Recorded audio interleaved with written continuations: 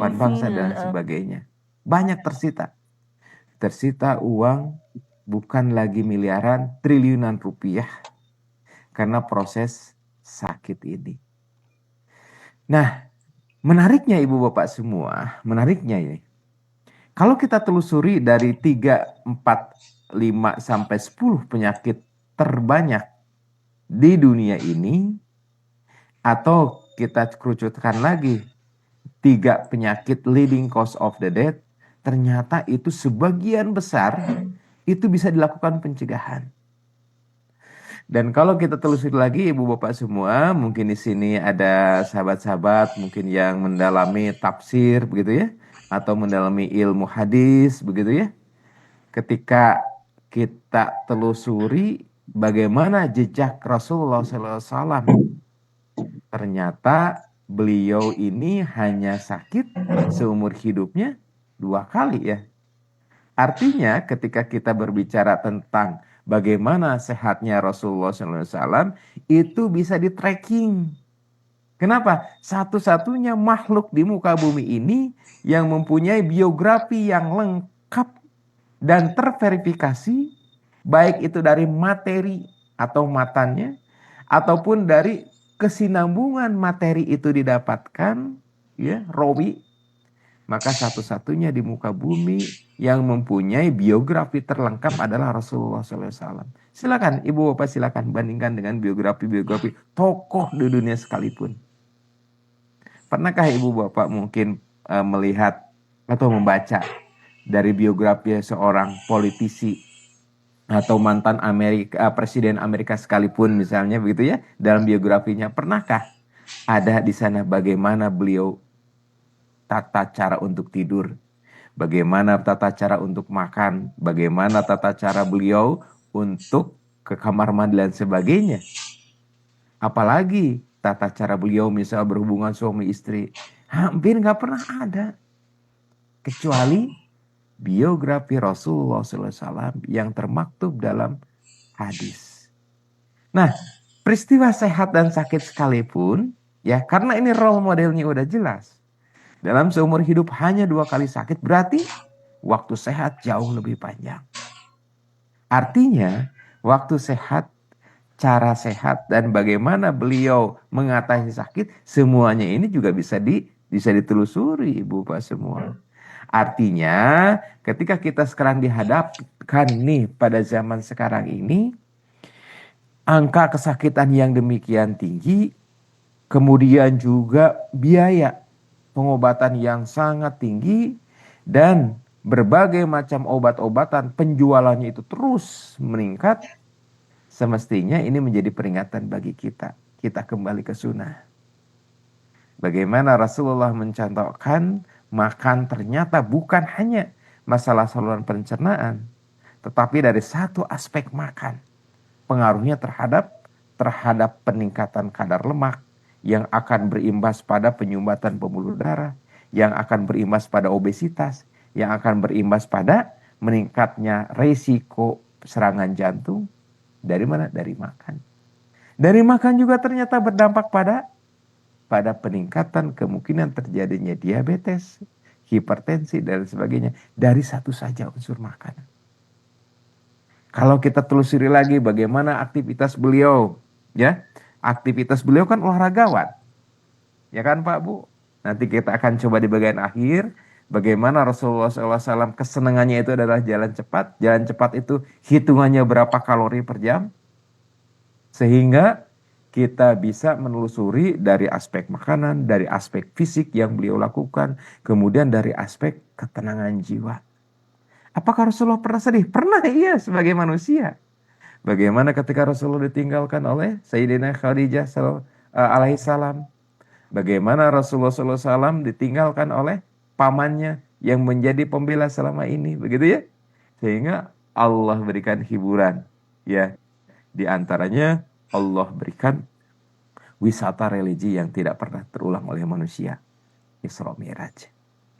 Nah, jadi Ibu Bapak semua, ketika kita berbicara masalah sehat dan sakit, jangan segan-segan bagaimana kita menelusuri role model yang sudah pasti.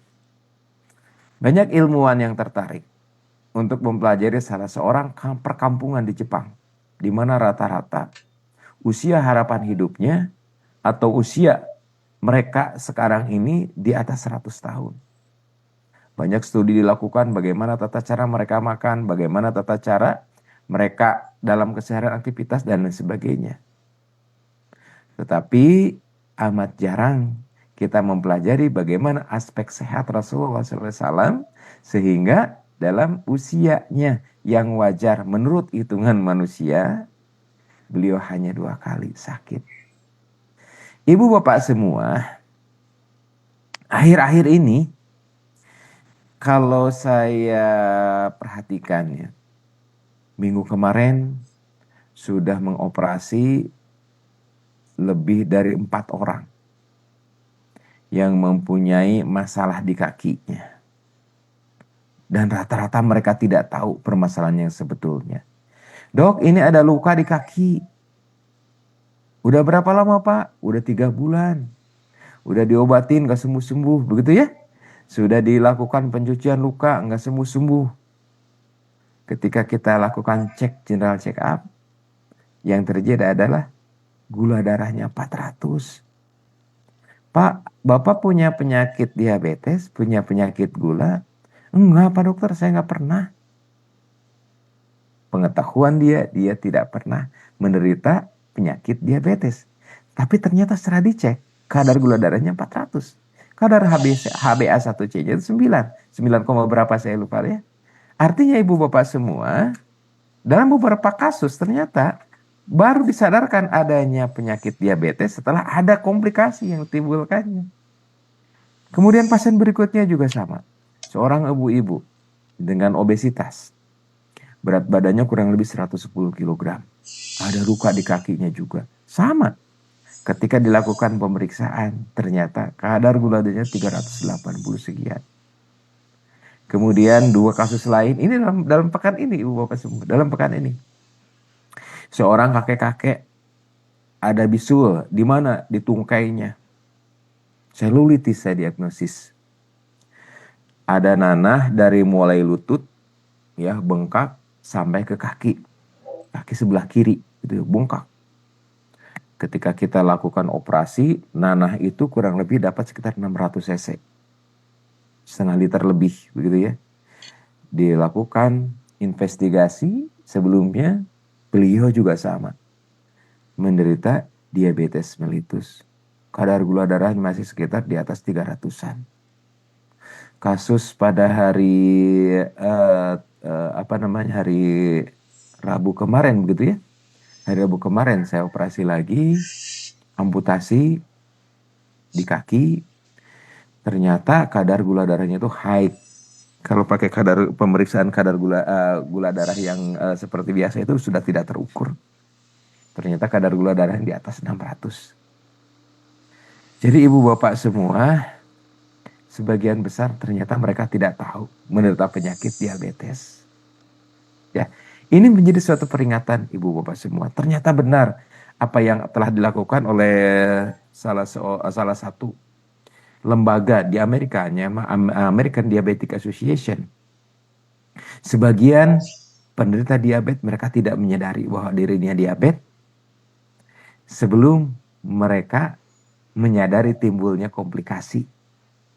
Apakah kakinya terkena luka ataukah misalnya kadar urium kreatinin meningkat karena gagal ginjal ataukah karena kelainan neurologi atau kelainan syaraf.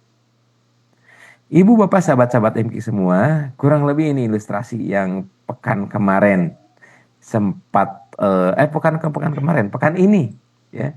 Pekan ini saya sempat lakukan beberapa kali tindakan operasi ya. Dan pasien-pasien itu tidak menyadari apa yang terjadi dalam dirinya selain dirinya mengalami luka begitu ya. Sebentar saya coba share screen-nya. Mudah-mudahan punten kok jadi ke mute.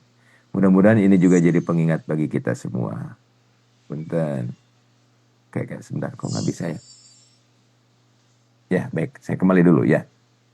Punten, mudah-mudahan ini bisa ya. Ini Ibu Bapak semua.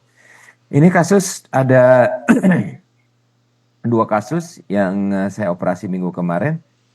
Ketahuan cuma luka ini aja. Nih, luka. Yang satu luka di kaki, yang satu luka di jempol begitu ya. Luka di jempol sudah 3 minggu, ternyata tidak ada perbaikan. Ya. Hasilnya seperti ini. Pas dicek kadar gula darahnya ternyata di atas 400. Kemudian kasus berikutnya seperti ini. Dok, kakinya kok hitam-hitam seperti ini. Ya, hitam-hitam seperti ini. Sudah diobatin ternyata tidak sembuh-sembuh juga. Masih terasa nyeri. Dan ketika diterapi, ya ternyata hanya ketika mengkonsumsi obat anti nyeri baru nyerinya itu berkurang. Ya. Kemudian kasus berikutnya lagi. Ini saya gambar punten ya. Ini saya gambar ambil dari internet karena kalau kita mengambil foto dari pasien memang perlu perizinan dan lain sebagainya. Ini saya browsing di web. Kurang lebih seperti ini Ibu Bapak semua.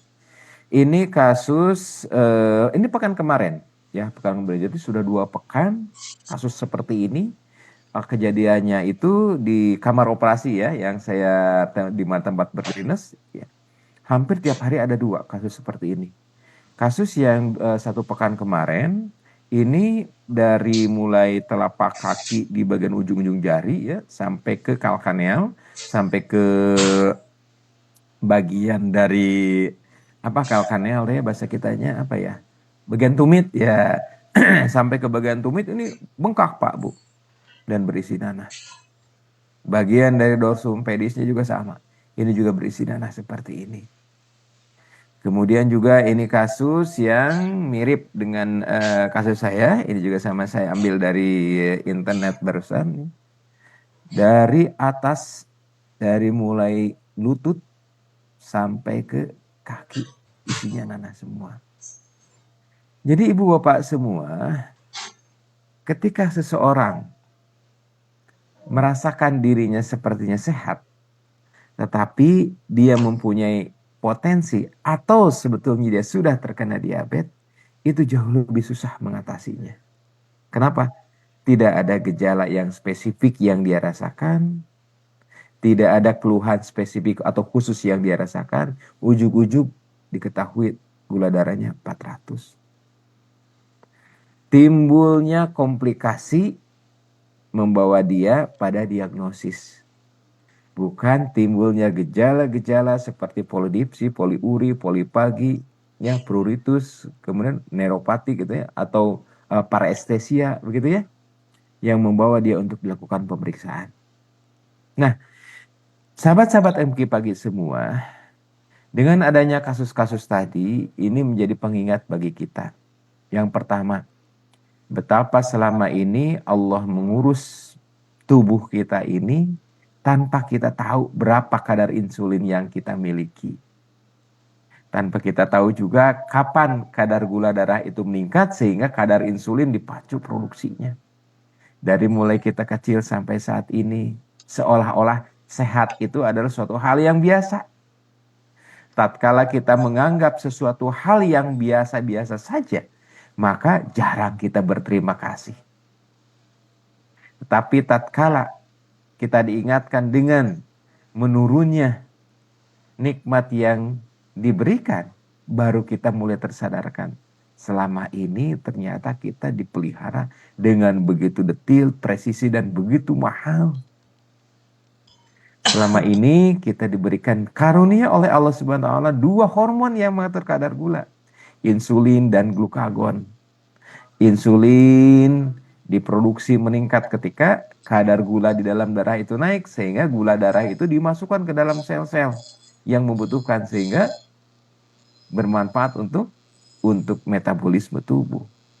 Tatkala kadar gula di dalam darah itu turun, maka Allah mengutus makhluknya yang bernama hormon glukagon yang mengelola begitu ya, bagaimana cadangan-cadangan gula, baik itu di dalam otot, di dalam liver begitu ya, diproduksi kembali, dirubah kembali menjadi gula, menjadi glukosa.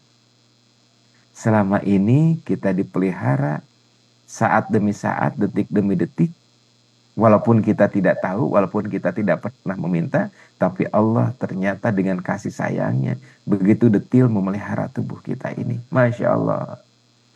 Sahabat-sahabat MK pagi semua, kita coba telusuri lagi. Ketika kita berbicara tentang salah satu penyakit diabetes ini, ternyata penyakit diabetes ini kalau kita lihat dari data dan angka, Ibu Bapak semua, adalah salah satu penyakit yang menjadi pemicu penyakit dua terbesar, yaitu penyakit stroke dan penyakit jantung. Jadi kalau ada satu penyakit yang bisa merembet terhadap penyakit-penyakit berat, maka salah satunya adalah penyakit diabetes. Dok, jangan nakut-nakutin. Saya kan sedang diabetes sekarang. Maksudnya Ibu Bapak semua, kita meningkatkan kewaspadaan bahwa penyakit ini mempunyai dampak yang harus kita cermati.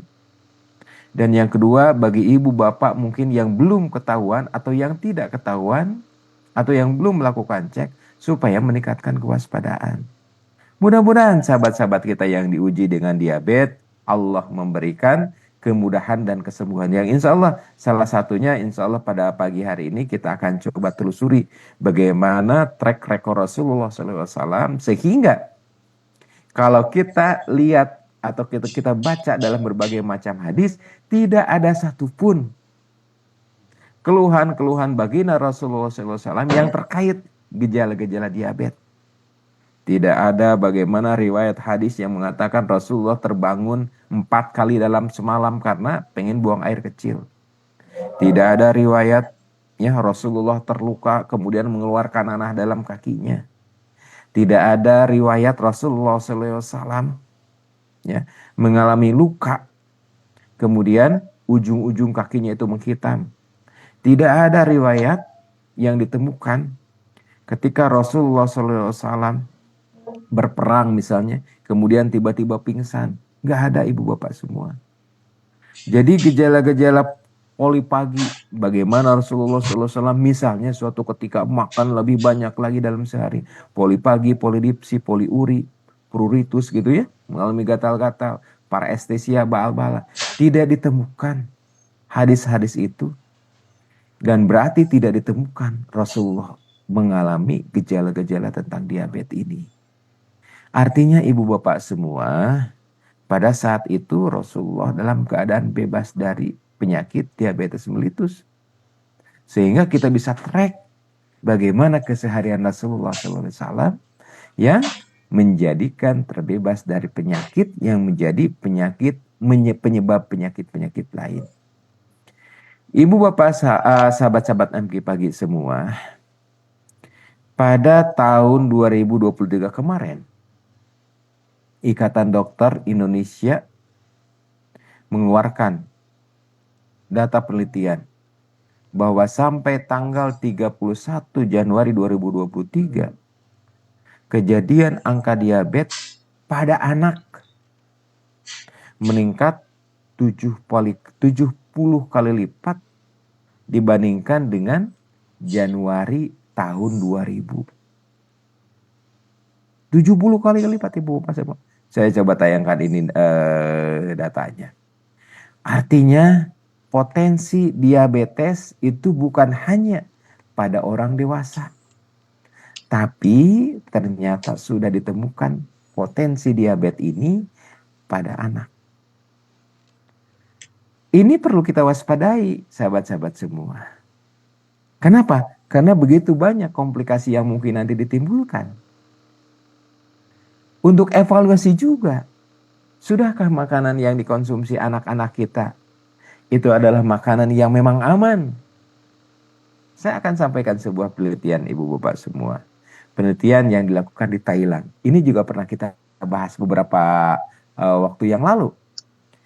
Anak mengenal gula pertama kali dikenalkan oleh orang tuanya. Kita coba lihat penelitian yang dilakukan di Thailand. Kenapa angka kejadian diabetes di Thailand itu meningkat?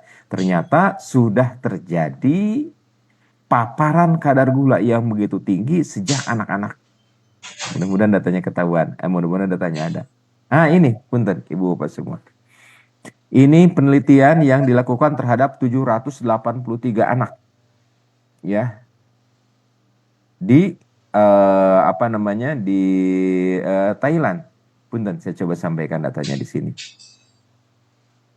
Bagaimana orang tua yang pertama kali menginisiasi pengenalan gula kepada anak. Ya, punten. Nih, saya coba sampaikan datanya nih.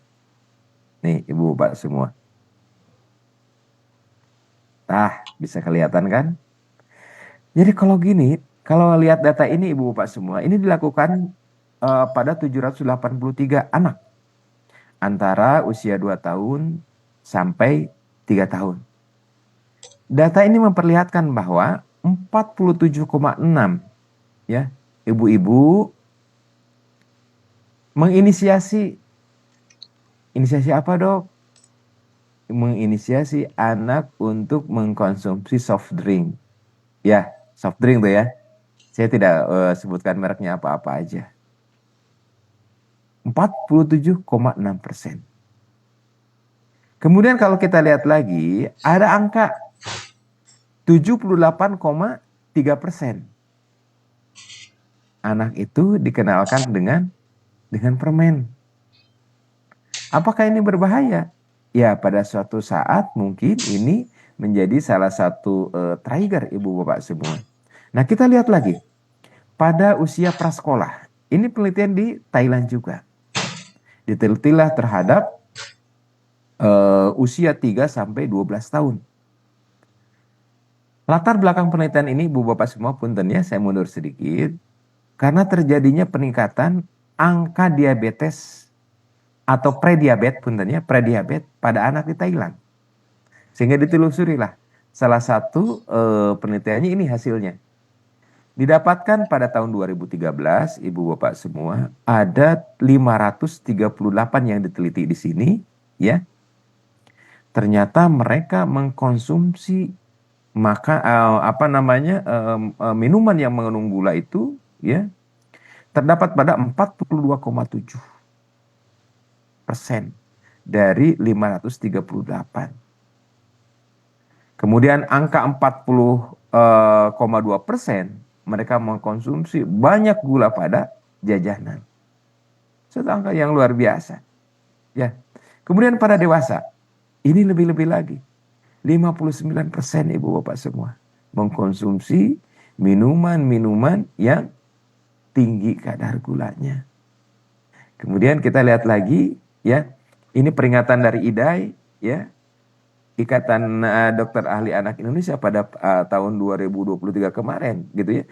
Bagaimana gaya hidup, bagaimana kelebihan berat badan, bagaimana nih asupan makanan manis, ya, menjadi sebuah peringatan bagi para orang tua bahwa angka kejadiannya ini terus meningkat. Kalau kita lihat dari data-data ini, Ibu Bapak semua, ternyata diabetes yang mungkin sekarang itu tidak ketahuan, itu sudah ditanam sejak usia anak-anak. Sudah diberikan potensi-potensi diabetes tanpa disadari bahwa itu menjadi bekal bagi anak untuk menderita penyakit yang bisa merembet ke penyakit-penyakit lainnya ini. Ya Bu ya, Pak. Ini menjadi peringatan nih bagi kita. Nah, hari ini misalnya, atau kemarin, apakah ibu, bapak memberikan anak itu konsumsi dengan minuman yang tinggi kadar gula? Sudah memberikan misalnya kental manis lewat roti? Sudah memberikan kental manis misalnya lewat makanan tertentu, minuman tertentu? Ya. Kenapa? Karena kalau kita lihat grafik dari beberapa negara, Ibu Bapak semua, ya, persentase perbandingan persentase konsumsi gula ini sebanding dengan persentase kejadian angka diabetes. Ini angkanya dari sebuah penelitian yang ada di United Kingdom, punten. Kita lihat lagi datanya, Bu, ya. Punten, kok salah mijit, sekedap. Kita lihat penelitian dari United Kingdom. Benar nggak sih konsumsi gula itu berpengaruh terhadap peningkatan diabetes. Nah, ternyata ini Ibu Bapak datanya tuh. Jadi makin tinggi, oh ini ada penelitian di UK sama di US ya. Makin tinggi konsumsi gula, ya, ternyata angka kejadian diabetesnya juga sama, makin tinggi. Akhirnya di sini ada korelasi Ibu Bapak semua, ya. Nah, ada satu hal yang menarik lagi. Ini juga pernah saya sampaikan, ya, yaitu korelasinya dengan aktivitas. Ya, coba kita lihat datanya Ibu Bapak semua. Ini penelitian, oh ini pekan kemarin pernah saya sampaikan ini ya. Baik. Ini berkali-kali saya sampaikan untuk mengkanter anggapan-anggapan bahwa kalau diabetes makan ada faktor turunan. Betul, ada. Saya emang nggak punya faktor turunan dari ayah, dari ibu juga nggak ada. Bisa nggak ada, bisa juga nggak tahu. Mungkin ya neneknya pernah dilakukan pemeriksaan HbA1c ya. Nah, ini penelitian lagi 6.623 pasien. Diteliti tuh pada 623 pasien itu apa sih sebetulnya faktor-faktor risiko sehingga ente itu kena diabetes. Dilakukanlah penelitian seperti ini. Ranking pertama didapatkan hampir lebih dari 90% Ibu Bapak semua. Pada penderita diabetes itu faktor risikonya itu bukan faktor turunan. Lebih dari 90% ternyata mereka itu mager, malas gerak. Mager, ya. Mau belanja pakai mengempet, mau makan pakai mengemput, begitu ya. Tinggal pijit-pijit dan sebagainya. Silaturahmi kebanyakan dilakukan lewat WA. Kunjungan sudah sangat menurun. Ya kan Pak, Bu? Olahraga pagi mungkin sudah tergantikan dengan game dan lain sebagainya. Lack of exercise ternyata faktor risiko terbanyak pada penelitian ini. Nah, bagaimana dengan faktor risiko lain? Ini nih yang dinamakan dengan faktor turunan itu di antara 623 yang diteliti ini ya hanya sekitar 11% Ibu Bapak semua. Hanya sekitar mungkin 60-an ya atau 70 orang dari 623 yang mempunyai riwayat turunan diabetes. Artinya ya jangan sampai kita beranggapan dah saya mah ibu bapak nggak ada yang diabetes, kakek juga nggak ada yang kencing manis. Jangan sampai bahasa Inggrisnya kajongjonan. Apa itu kajongjonan ya? Jangan sampai terlena. Menjaga makanan juga ketat-ketat amat, gerak juga mungkin nggak terlalu banyak gitu ya. Suatu saat saya kemarin khutbah Jumat, saya membahas masalah ini juga. Bagaimana Rasulullah SAW mempunyai kebiasaan gerak yang luar biasa. Nanti akan saya coba contohkan di belakang. Kebiasaan gerak yang luar biasa. Saya coba pernah menghitung. Lebih dari 1.800 kilokalori rata-rata beliau keluarkan dalam sehari. Rasulullah SAW. Jadi pantas nggak ada diabetes nyampe pada tubuh baginda Rasulullah SAW. Aktivitas demikian tinggi. Walaupun salah satu kegemaran beliau adalah daging kambing.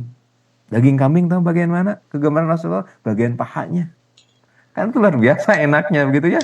Kita mah daging kambing seneng, kemudian makanan berlemak seneng, kemudian magernya luar biasa, ya. Makanya berpotensi besar untuk terjadinya diabetes. Jadi sahabat-sahabat NP pagi semua, kalau begitu, Dok, melihat ternyata makin meningkatnya angka kejadian penyakit diabetes ini, ya, kemudian makin meningkatnya komplikasi yang ditimbulkan, dan sampai sekarang mungkin sangat jarang orang yang menyadari untuk melakukan pemeriksaan gula darah, gitu ya, secara teratur. Ini menjadikan pengingat bagi kita, bagaimana kita harus bertindak selanjutnya. Bagaimana upaya kita agar kita mendapatkan sehat yang afiat. Bagaimana upaya-upaya kita, bahkan upaya kelompok mungkin ya. Apakah ibu-ibu misalnya di DKM gitu ya. Ataukah ibu-ibu yang ada di majelis taklim begitu ya. Bagaimana upaya-upayanya agar kita mengetahui penyakit ini sebelum timbulnya komplikasi. Mengetahui adanya kadar gula darah tinggi sebelum terjadinya kakinya itu mati dan harus diamputasi. Mengetahui adanya kemungkinan kadar gula darah yang tinggi sebelum cuci darah. Nah, ibu bapak semua, ada beberapa protokol yang bisa kita lakukan. Pertama, lakukanlah pemeriksaan kadar gula darah dalam satu keluarga. Kan masih anak kecil, justru masih kecil. Kita tahu baseline-nya berapa. Jadi kalau misalnya setiap Januari, ya lakukan pemeriksaan-pemeriksaan. Yang kedua adalah kelompok rentan.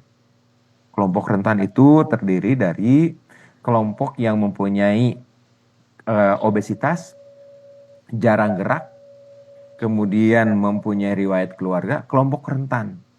Kelompok rentan itu paling tidak 6 bulan sekali dilakukan pemeriksaan kadar gula darah. Dok, baiknya pemeriksaan kadar gula darah apa? Kadar gula darah puasa.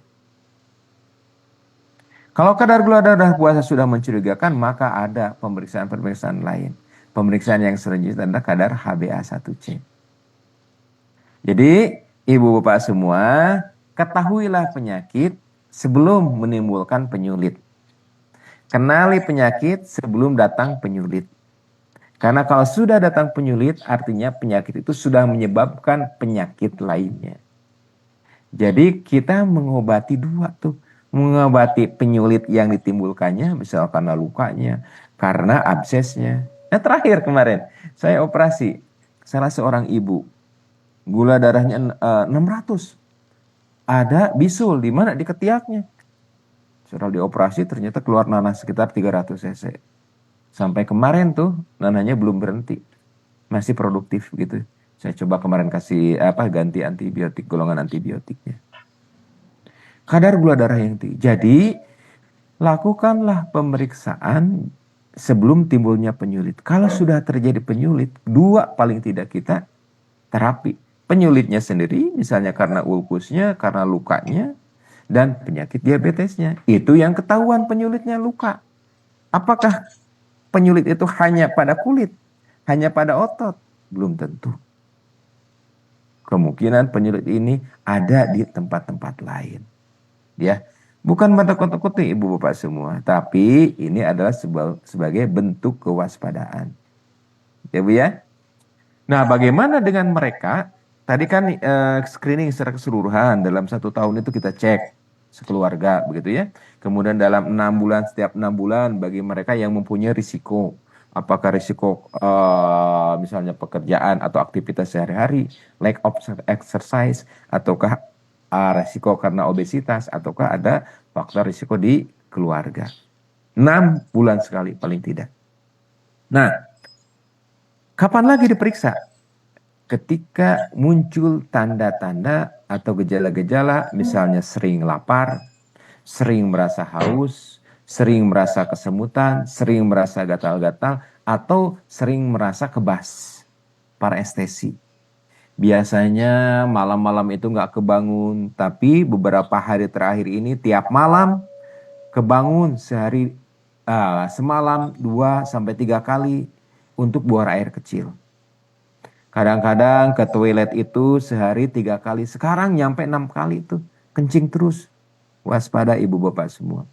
Jadi jangan sampai ada juga. Saya mah nggak mau diperiksa. Kenapa? Takut ketahuan. Ada gitu ya? Ada. Takut ketahuan ada penyakitnya. Begitu ya. Nah ibu bapak semua, jadi lakukanlah screening. Lakukanlah pemeriksaan. Nah bagaimana dok pencegahannya?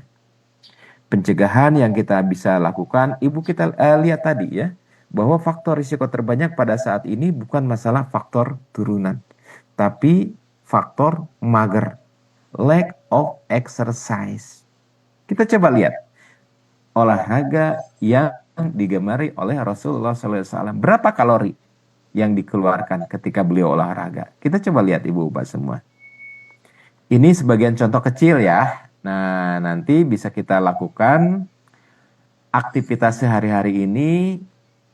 Ada aktivitas rutin harian gitu ya, ada aktivitas mingguan, Atau ada aktivitas misalnya tiga pekanan begitu ya, 3 pekanan. Kita coba cek ya, ini olahraga kegemaran Rasulullah SAW yang telah terbukti ya, di antaranya menurunkan atau menghilangkan ya terjadinya resiko diabetes pada Rasulullah SAW. Nih, ibu bapak semua, kita coba lihat olahraga kegemaran beliau adalah memanah.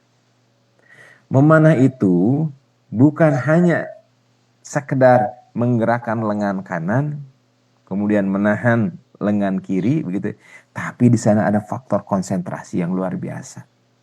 Ada fokus di sana, ada prediksi di sana juga, ada pandangan terhadap target di sana juga. Kemudian juga ada evaluasi setelah beberapa anak panahnya mungkin tidak nyampe pada sasaran. Rata-rata energi yang dikeluarkan adalah 200 sampai 400 kilokalori per jam. Kemudian jalan cepat nih. Beberapa riwayat mengatakan bahwa beliau suka jalan cepat dengan siapa? Dengan Aisyah, dengan istri beliau, begitu ya, jalan cepat. Jadi kalau misalnya dalam beberapa hadis ini coba saya sampaikan, tidak ada satupun ya kulihat lebih indah daripada Rasulullah SAW, seolah-olah mentari berada di bawahnya, juga tidak ada seorang pun yang terlihat lebih cepat jalannya daripada Rasulullah SAW, seolah-olah bumi ini dilipat untuknya. Jadi artinya apa? Salah satu kegemaran beliau adalah jalan cepat, ya kan? Jalan cepat 340 kalori per jam. Nih, sudah berapa tuh? Ya. Kemudian lari. Salah satu olahraga. Rasulullah juga pernah lomba lari dengan Aisyah, dengan istrinya, begitu ya. Bagaimana Rasulullah SAW melakukan aktivitas. Dari Aisyah radhiyallahu anha mengatakan, apabila Rasulullah SAW bertanding denganku dan aku menang, kemudian aku berhenti sehingga ketika badanku menjadi agak gemuk, Rasulullah bertanding dan denganku ia menang, begitu ya. Jadi olahraga yang keseharian beliau lakukan diantaranya adalah lari. Lari itu bisa mengkonsumsi kalori 500 sampai 700 kilokalori per jam. Gulat, nah ada mengatakan, kata siapa Rasulullah senang gulat? Ini dalam beberapa riwayat juga Rasulullah adalah pemenang gulat. 430 sampai 575 kilokalori per jam. Luar biasa ibu bapak semua. Kalau ibu bapak jalan kaki ya 6.000 langkah. Kira-kira berapa? Rata-rata 100 sampai 200 kilokalori begitu ya. Itu 6.000 langkah begitu ya. Kalau suka kita hitung pakai smartwatch itu. Rata-rata 100 sekian kilokalori. Nah, ini olahraga-olahraga yang memang high impact begitu ya.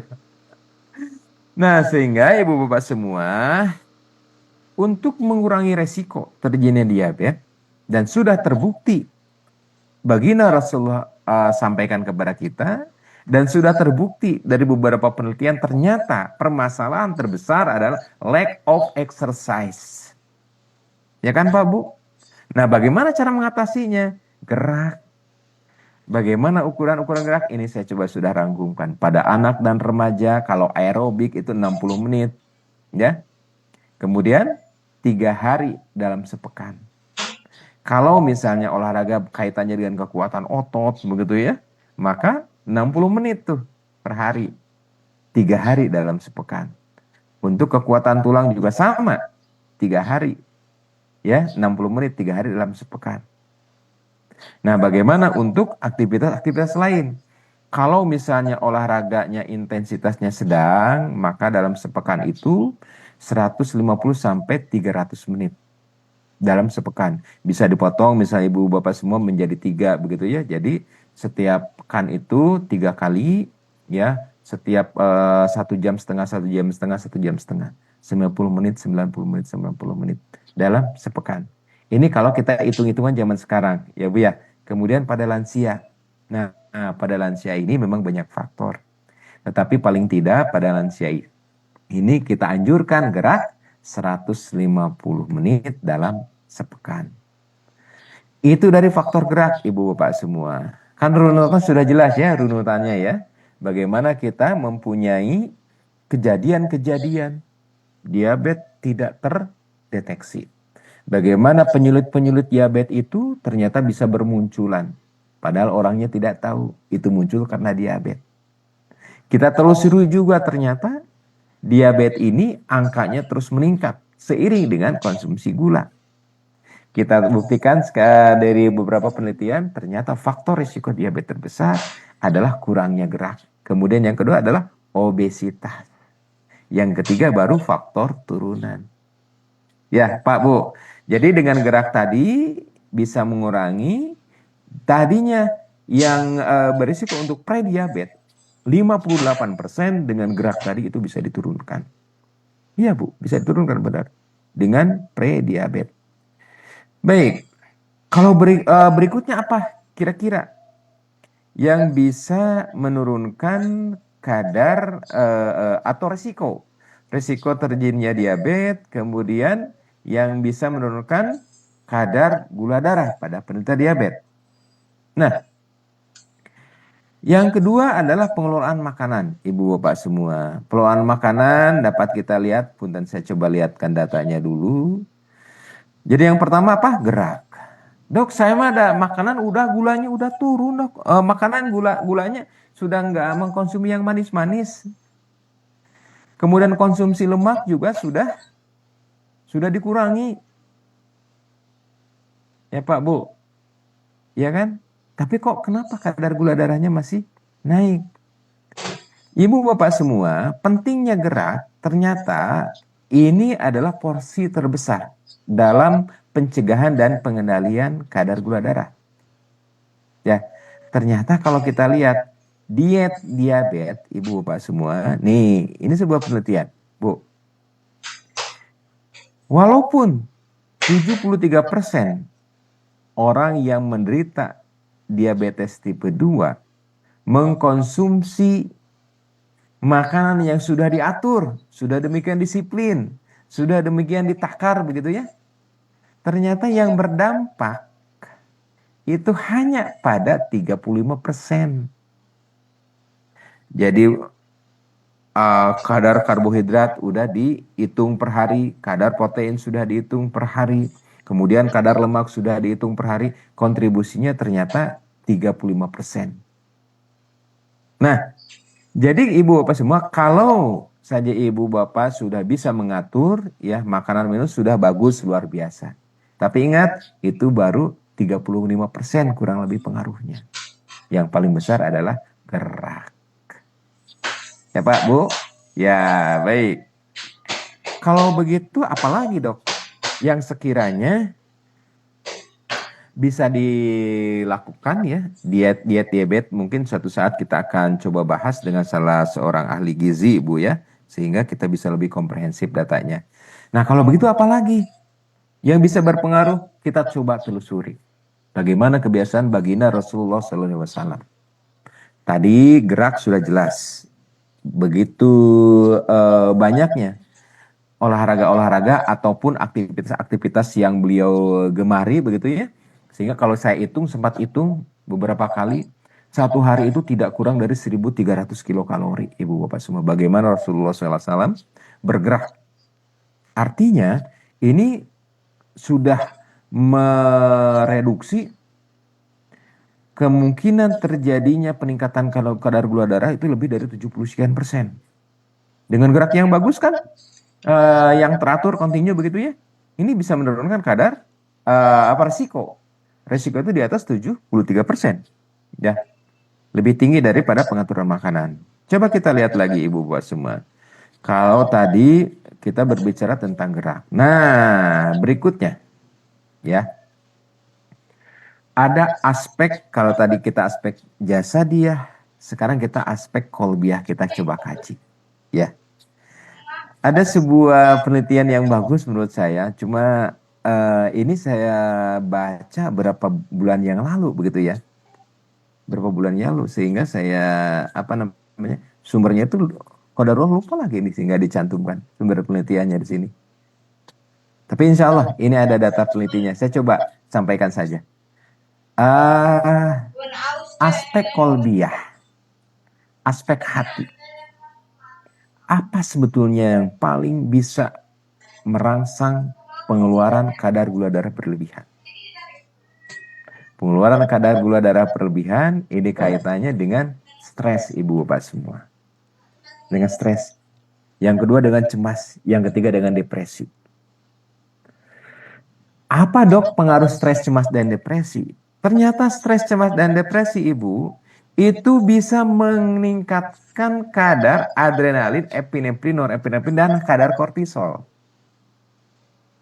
Hormon-hormon inilah yang bisa memecah kadar glikogen di dalam otot, di dalam liver, menjadi gula. Jadi kadar gula di dalam darah itu bisa meningkat. 1 kali, 2 kali bisa ditolerir oleh tubuh. Tapi jika stres ini berkelanjutan, maka akan terjadi resiko peningkatan kadar gula darah di atas ambang batas. Kalau kita lihat grafiknya, bagannya mungkin seperti ini ya Bu ya. Mungkin, punten, mudah-mudahan ini ada ya. Ini kadar, punten, yang mana ini? Oh ini kalau ini masalah individu. Oh kaitannya kalau ini dengan tidur, punten ya. Dengan hormon adrenalin ya. Jadi hormon adrenalin bisa memicu terjadinya peningkatan kadar gula darah. Berikutnya Ibu Bapak semua, oksitosin ya. Oksitosin bisa juga disebut dengan hormon kasih sayang.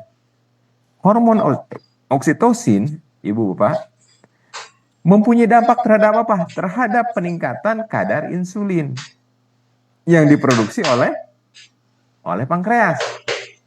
Jadi ketika kita banyak kasih sayang, ketika kita lebih banyak bersabar, ketika kita banyak nih, ini punten. Oh iya ini nih. Saya coba sampaikan. Oh salah, punten. Benar ya?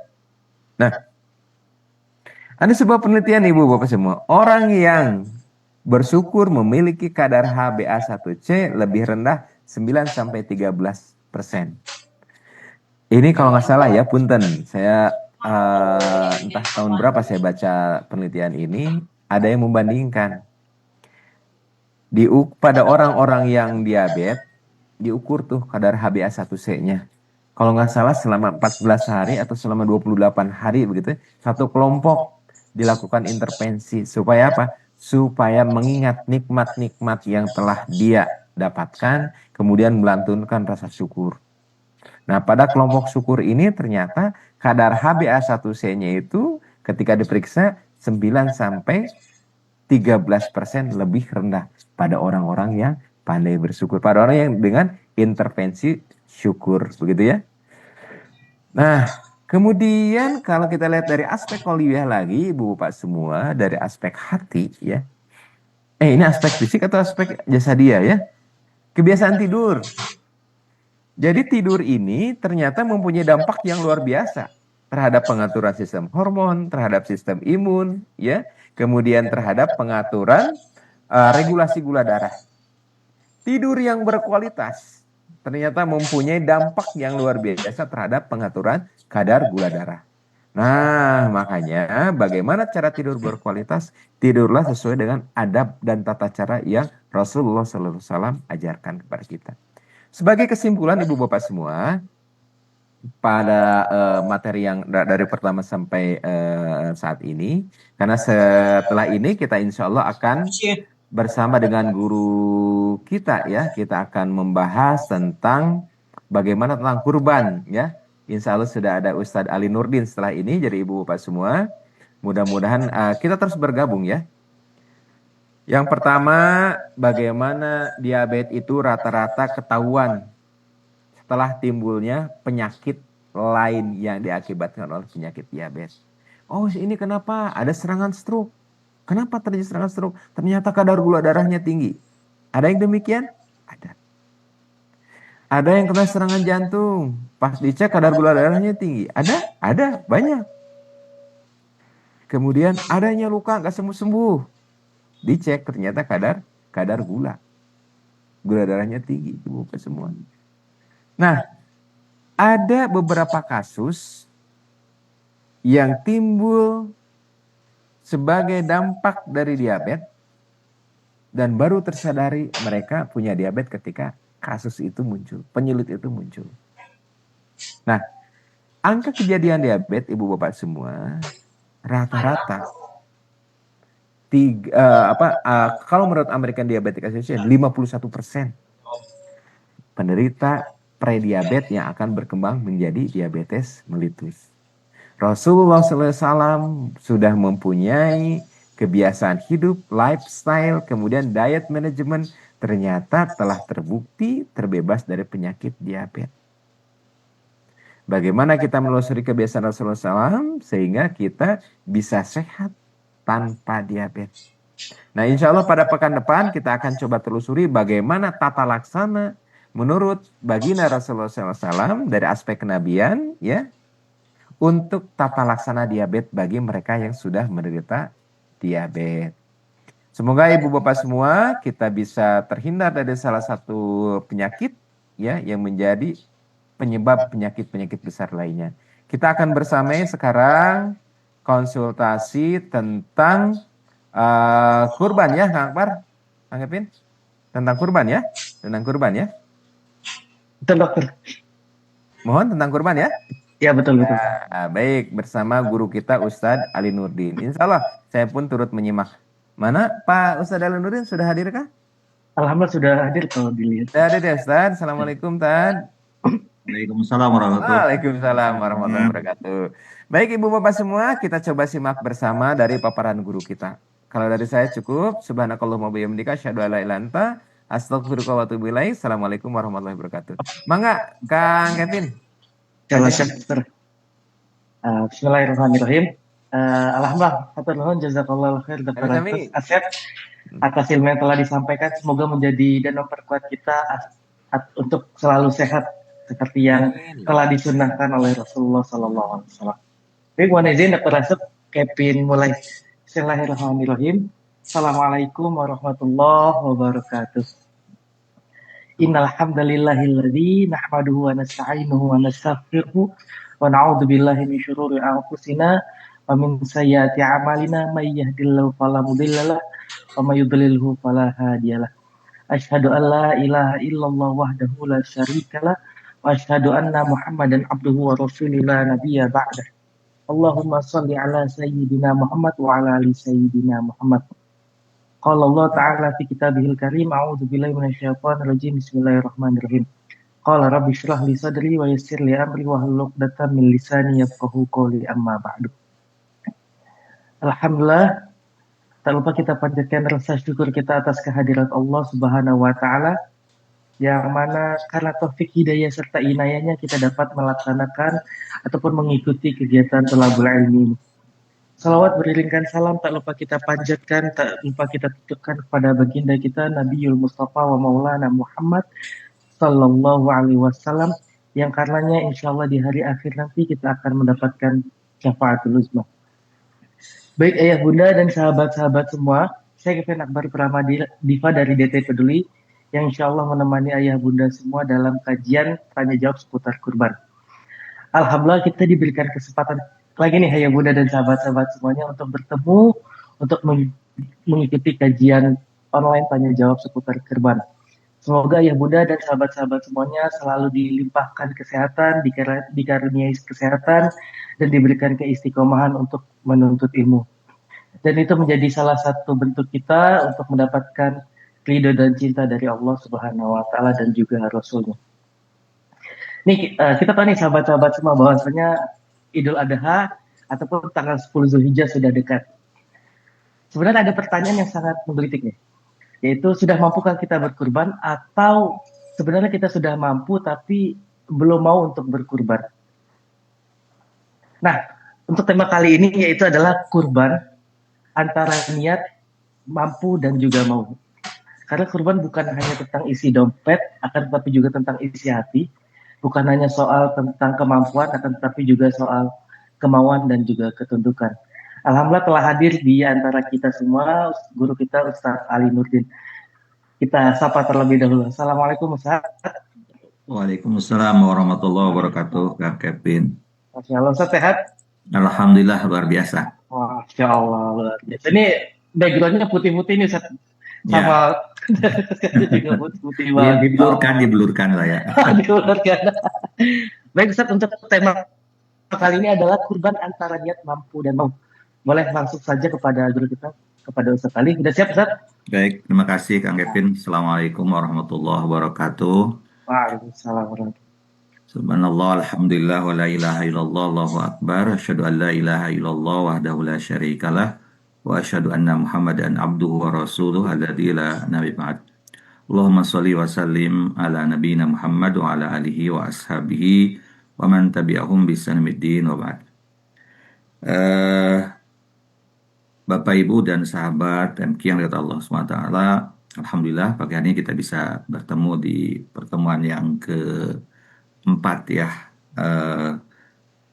di persiapan kita menuju pelaksanaan ibadah kurban. Semoga hari-hari kita senantiasa diberkahi oleh Allah Subhanahu wa taala, dimudahkan untuk memberikan pengabdian yang terbaik, dan mudah-mudahan setiap amal kita dikabul menjadi amalan makbul insya Allah Subhanahu wa taala. Salawat dan salam semoga senantiasa terlimpah curahkan kepada Habibina wa Nabiyina Muhammad Sallallahu Alaihi Wasallam, kepada keluarganya, kepada para sahabatnya, kepada seluruh umatnya, termasuk kepada kita semuanya. Semoga kelak di akhirat nanti kita termasuk orang-orang yang berhak mendapatkan syafaat dari beliau. Amin. Di dalam hadis Rasulullah SAW menyampaikan, wa idza dakhala al-ashr wa arada ahadukum an yudhhiya, kan gitu. Apabila masuk 10 hari pertama bulan Dzulhijjah dan di antara kalian ada yang bermaksud untuk berkurban. Nah, gitu. Dalil ini dijadikan pijakan oleh jumhur ulama sebagai dalil yang menunjukkan bahwa ibadah kurban bukan sebuah kewajiban tapi sunnah muakkadah, karena itu ada kata-kata wa arada ahadukum, nah, gitu ya. Dan salah seorang di antara kalian bermaksud, berniat, gitu Bapak Ibu semuanya ya, itu. Memang tentu ibadah apapun, apalagi yang terkait dengan harta, niat ini menjadi sesuatu yang sangat penting. Innamal a'malu binniyat, begitu ya. Segala amal tergantung niatnya. Terlebih yang terkait dengan harta, ya. Karena tentu ketika ibadah dengan harta itu butuh sesuatu yang lebih lagi, gitu ya. Karena kita harus mengorbankan sesuatu yang tanda kutip yang paling kita cintai. Karena dalam Al-Quran Allah menyampaikan manusia itu punya karakter wa tuhibbunal mala hubban jamma, gitu ya. Kalian benar mencintai harta itu dengan cinta yang sangat kuat.